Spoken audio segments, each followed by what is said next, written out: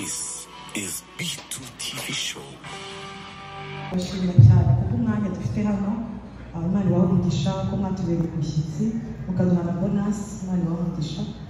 Ikibazo nabazaga ni gute mwamenye ko Imana iri kubahamagarira gukora umurimo mwakoze, niko numva calling mwayibonye mute mwabisiginze gute?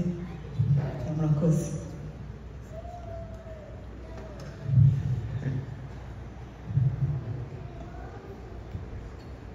Ubwo nagize amahirwe yo kumenya umuhamagaro nkiri muto, nakijijwe imyaka 11. Gukizwa ni kimwe no kurerwa n'ikindi. Ngira umugisha wo kurerwa, gukundishwa gusenga, gukundishwa ijambo ry'Imana.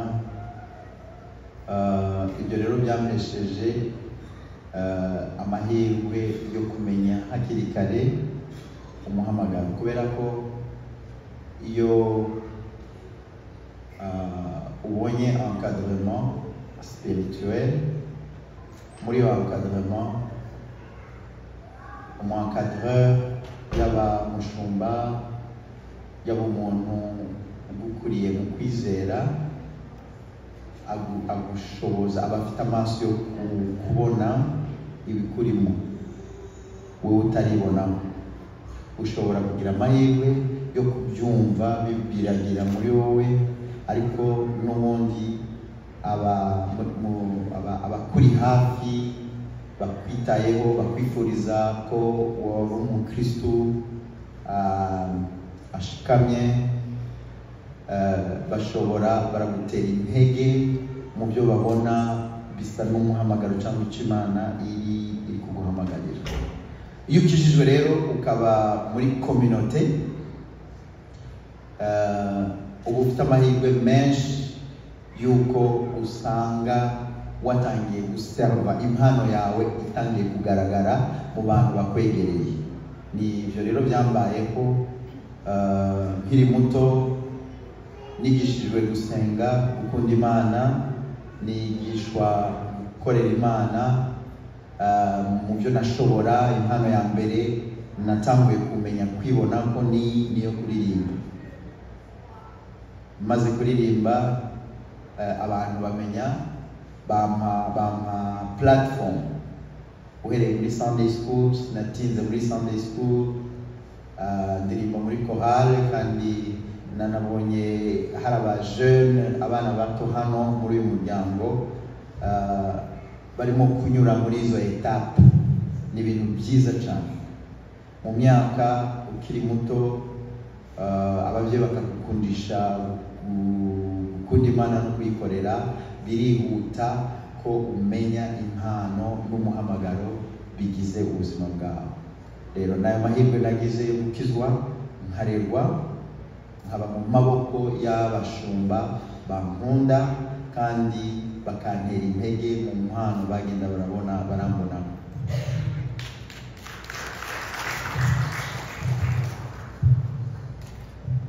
Arabudafite akabazo mu ishengero. Bishop Duhura, kaba wahe mikrofone.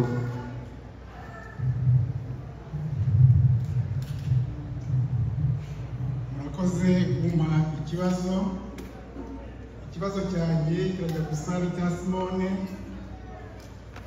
Iyo muraba cyangwa mwitegereza abana b'umugisha Imana bahaye, mubona ari inde cyangwa ari bande bafise impano nk'iyo yabahaye? Icyo madamu arakishyura. Je nasanze ari bose bafite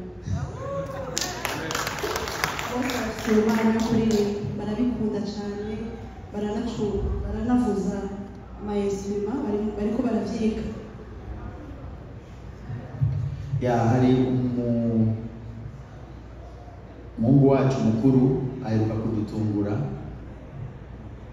Ubundi dukunze kubabaza mu myanya yo kuganira nk'ababyeyi, dusengera hamwe mbere yuko baje kuryama. Izo seanse zirahindura gahunda hari ubwo twagize gahunda yo kuganira ku cyo umwe wese yifuza kuzaba mu buzima. Umwe aravuga ko azakora uruganda, umukuru aravuga ko azaba CEO w'uruganda rw'amamodoka, n'uruganda rw'ingoma, ingoma ziriya kubera ko ni umucuranzi w'ingoma, n'izina ry'urwo ruganda yarangije kuri designinga na logo byose. Umukurikira wa kabiri avuga ko azoba diamantaire, azakora ibintu bya zahabu na madiyama, ibintu byose. Bakurikira wa gatatu umuhungu aravuga ko azakora uruganda rw'inkweto. Umukobwa muto wabo ngo azaba docteur ubaga imitima. So mukuru aherutse bose mu itorero muhira turaririmba, baracuranga, bose baracuranga piano, bazi kuririmba. Mukuru rero aherutse kudutungura, bamubajije muri Sunday school, umu-encadreur amubajije icyo azaba, aravuga ngo azaba pasteur. Urumva ko icyo cyiyongereye ku busiyo. Murakoze.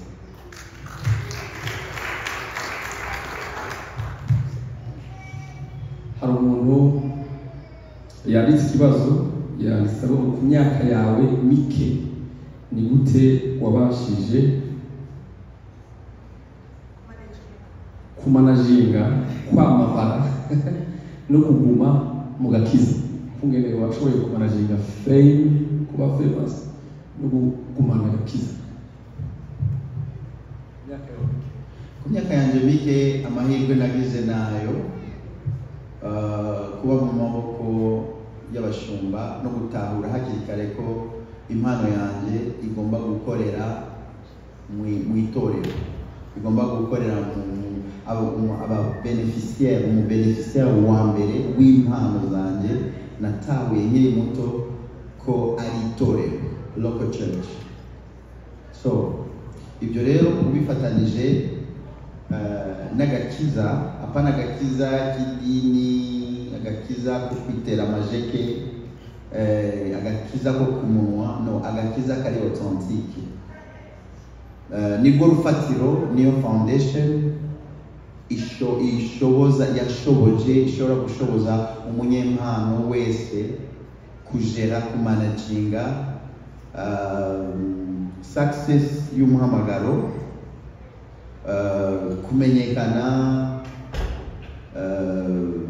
kuba umukire, abantu baba successful mu bintu byinshi. Njye mu mpano yanje nafashijwe no guha notion y'agakiza cyari ikintu cyamye ari ikintu kiruta ibindi byose. Agakiza kampamagarira kwigana Kristo, kuba kurebera kuri Kristo, kuko abakozi b'Imana bari famous, barahari, bakora umurimo nk'uwo nkora, nk'uwo dukora na madamu, waba ari ubushumba cyangwa kuririmba, barahari. Ariko umuntu w'urugero dufatiraho twigiraho yabaye Kristo. Kristo rero gusabana nawe, kumukunda, kwitoza no gutozwa kumwumvira no kumubaha, ibyo biza kutuvanamo irari ryose rya fame no kumva icyo waharanira, icyo warwanira ari kumenyekana, ugasanga icyo nicyo gikuru. Ariko Kristo, agakiza yampaye, agakiza yaduhaye, niko gatuma tugumiza ibirenge hasi, ukumva ese nibitangaza biki ndimo gukora? No, nta by'ukuri Imana itwekipa mu mpano zacu kugira ngo dukore ibyo twakagombye gukora. So iyo tubikoze nta gitangaza tuba dukoze. So iyo utekereje ko hari igitangaza wakoze uba uri igicucu, kubera ko n'ubundi wakoze ibyo wakagombye gukora. So izo principe rero zituma umuntu avuga ati hari ibyo nakoze byahesheje umugisha abantu, Imana ishimwe, ni Imana yabishoboje kandi nicyo naremewe gukora. So Imana ihabwa icyubahiro. Iyo abantu rero baje kukugira umuntu watari ngo wabaye umuntu watari ngo wakoze ibintu bidasanzwe byaye ijuru rikinyitezeho nkora ibindi, Imana inyiteze ko nkora ibindi biruta ibyo ndimo gukora, ni gute nasindishwa rero n'ako gafeme ngo nabaye ikintu, ngo indirimbo zanjye ngo zaririmbwe, ngo ziri ku mateleviziyo, ngo zari mu matorero?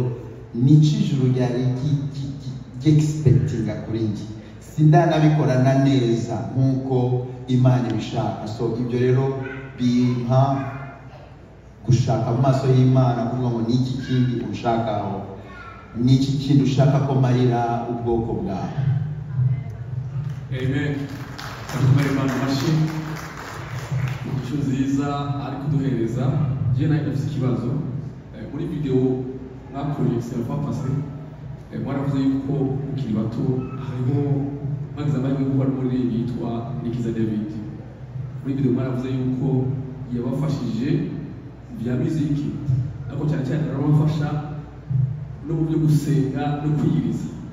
Umunsi ndashaka kubariza dufite urubyiruko hano imyaka 15, 18, 19 ufite amajwi meza, ni igiki ugusenga no kwiyiriza byafasha urubyiruko kugira ngo indirimbo zabo, kuko mu by'ukuri indirimbo zabo ntabwo yari umuziki gusa, ariko wari bakuru gutransfera ubuzima mu muntu. Niyumvirije yari umva ko ubuzima bwimuka uva mu iradiyo bwinjira mu muntu. Ni gute urubyiruko dufise bwogera ku rwego gutransfera no serema amajwi, ariko tukumva ko ari ubuzima buri kwimuka bubavamo bwinjira mu itorero?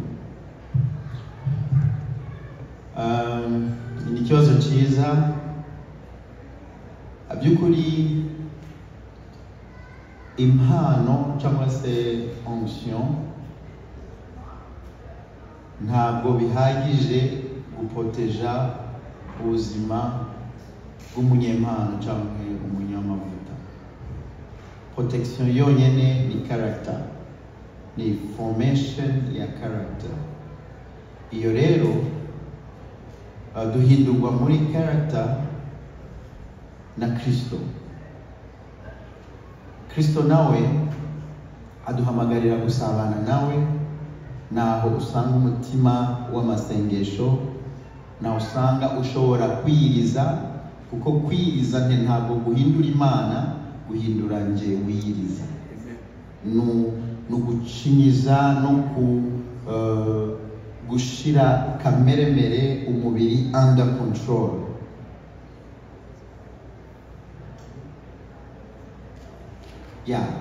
Gukomeza umwuka wawe, umutima wanjye, impemu yanjye.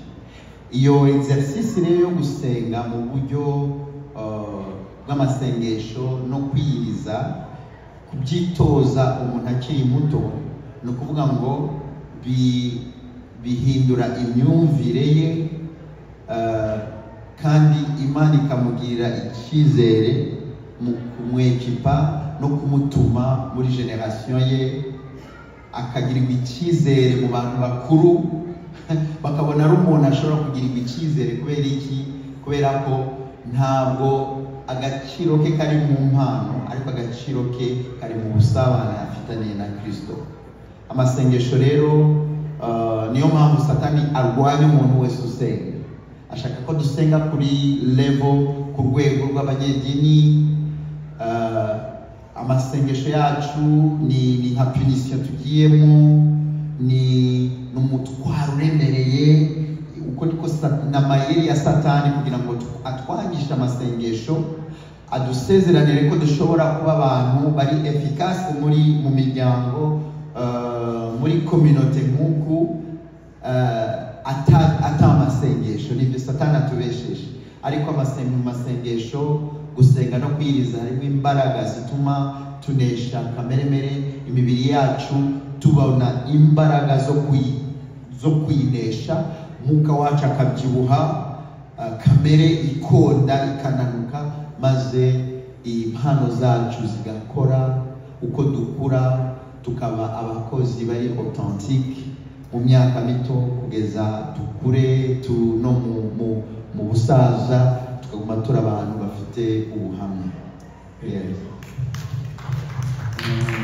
Peter aravuze ikibazo ciwe na Damascene aza gukurikira, tubafata turi babiri muri babiri. Ikibazo ndakibaza madamu Apotre.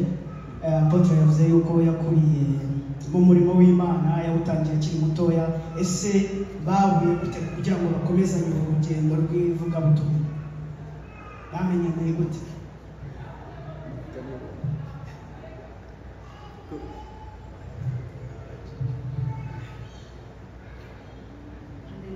Amen. Nari nsanzwe ndi muri korali, yarayoboye iyo korali, ubuzima burabandanya, hama igihe kimwe birashika. Igihe kimwe Imana ifungura amaso yanjye, ndamubona, umutima uratera, ndakompoza verbe, ambwira ko agiye kubisengera, kandi kubera ko nari convinced ko ari we, ndategereza igisubizo, kandi nagitegereje umutima utekanye, kuko narumva ko hageze ko mba mu buzima bwa celibat, kugira ngo njye mu buzima bwo kubakurwa. Nari mbikeneye, narabisengera, ntabwo ari ibintu napfuye kwinjiramo kubera ko ndakuze, ndakwije imyaka yo gushaka, kuko narabona ko ni ministère ikomeye cyane ngiye kwinjiramo, ministère y'urugo. Damascene we afite ikibazo mu mikrofone.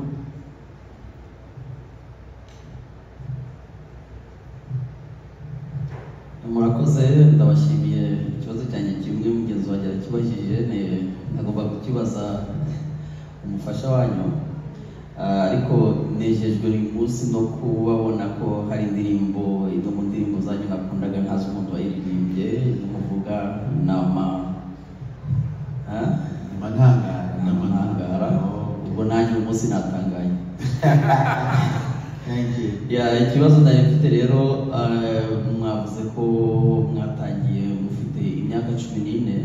Nashaka kugira ngo umenye mu rugendo rwanyu, uretse kuba mwarigishijwe n'abo mwari kumwe cyangwa se no kuba mu dini, ni ryari mwumvise ko muri connected n'Imana koko? Mwabibonye mute? Byabyifashe bite? Murakoze.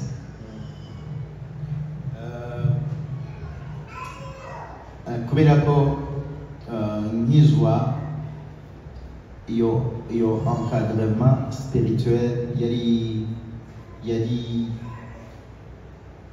yamuhamagarira guha agaciro ubuzima rukristo,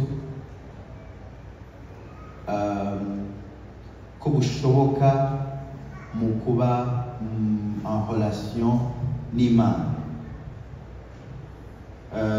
Ibyo rero byanafashije gukomeza kugira inyota nk'umusore, umu adolescent, twese duca muri adolescence, ibyo bihe tubinyuramo, ariko nari mfite sécurité ihagije kubera ko ubuzima bwanje bwari bwubakiye kuri fondation yo. Kugira ngo usubize ikibazo cyawe, iriya ndirimbo negereye intebe yawe, nzanye ibimazi by'amashimwe, nzanye ibitambo by'amashimwe. Nayanditse ndi mu bihe by'amasengesho. Amasengesho ntabwo yari amasengesho yo gusaba Imana ikintu runaka nari mbuze, byari bihari ku myaka yanjye haba hari ibintu umuntu abura, ariko numvise mfise inyota yo gufata iminsi 3 yo gusenga no kwiyiriza juste kugira ngo nsabane n'Imana. Nta gahunda nari mfite yo kwandika indirimbo muri ayo masengesho, ariko ninjiye muri ayo masengesho mva muri capitale Bujumbura njya Ingozi mu yindi province mu ntara, numva mfise inyota yo kuba muri presence y'Imana. So naho ngaho nahise ntangiye amasengesho, ayo majambo araza, numva ikinzanye ukwegera intebe y'Imana, nta kindi kinzanye, sinzanye imitwaro nubwo ntayibuze, ariko nzanye ibitambo, nzanye ikimazi cy'amashimwe, ndirimba indirimbo nsha. Iyo ndirimbo ntabwo yari indirimbo, numva umutima wanjye wuzuye indirimbo, wuzuye amagambo, wuzuye offrande nzaniye Imana. Ubwo rero urumva ko bituruka kuri rwa rufatiro nubakiye ko ya discipline ya encadrement nagize. Ubwo rero chaque fois ndangaye nk'umusore, chaque fois mbaye mu mirimo kenshi, narumvaga ko hari ikintu kibura, narumva ko nkeneye kujya mu busabane n'Imana. Nubwo ubuzima bwanjye niyo experience y'ubuzima bwanjye n'ubu ubusaza. Haleluya. Ndabona ibibazo byose byashize, sinzi ko munyemerera tukabasaba bagasubira mu bibanza niba nta kindi kibazo gihari, n'abantu barumenga basa n'abagiye. Reka duhe John, nibaza ko ari nyuma niba nta wundi uhari. John, karibu. Murakoze cyane. Nshatse kubaza muri uyu muhamagaro, muri ubu butumwa mukora, ni hehe mwageze mukibuka wa murongo uvuga ngo muzanyura mu mazi ntazabatembana, muzanyura mu muriro ntimuzashya? Hari aho mwageze mugahura n'ibikwazo ku buryo mutekereza ko mwayobye inzira, cyangwa ntabwo byigeze bibaho? Ibyo ni mu muhamagaro, ibyo bihe bibaho kubera ko twambaye imibiri, kubera ko tunanirwa tugacika intege, kubera ko Imana iduha inzozi nini, ariko uburyo bwo kuzishitsa ukabona ntabwo support wari ukeneye, abantu bakuri ruhande mu muryango cyangwa se abantu musengana, ukabona basa n'abatumva izo nzozi wazivuga, bikaba nka kwa kundi kwa Yosefu yabwira inzozi ze bakuru be, abantu bakabona nk'umusazi. Rero ibyo bihe byo gucika intege, byo gushaka support yo gukora ikintu uzi neza ko ni igihe cyo kugikora, ibyo bihe rwose twabiciyemo, ariko tukaremeshwa nuko Imana ivuga ngo nzaba ndi kumwe nawe, kandi ndi kumwe nawe, nzoba kumwe nawe. Isi ntiyankunze, isi yaranyanze, nawe izoba. Iyo rero ibintu byose ubona bihagurutse bisa n'ibikurwanya, bitagutahura, bitagusobanukiwe, ntabwo ari ikintu gishasha. Yesu yarakivuze, na Yesu wenyine yaragwanijwe bamwita amazina. Ibyo bihe rero byagiye birabaho, ariko kubera ko twahagurutse neza, dufite icyemezo cy'uko inzira dufashe niyo, nubwo ibibazo bibaho tukomeza kureba Yesu kandi akatuneshereza. Uyu munsi tukaba turi hano imbere yanyu dutanga ubuhamya ko Kristo yaduhamagaye, yatubereye umwiringirwa, kandi akomeje kutubera umwiringirwa muri byose. Hari byinshi tutarabona, ariko twizeye ko azabitugezaho. murakoze. Kandi kubere apozo amashi ko ndaraba ko nta kindi kibazo gihari. This is B2 TV show.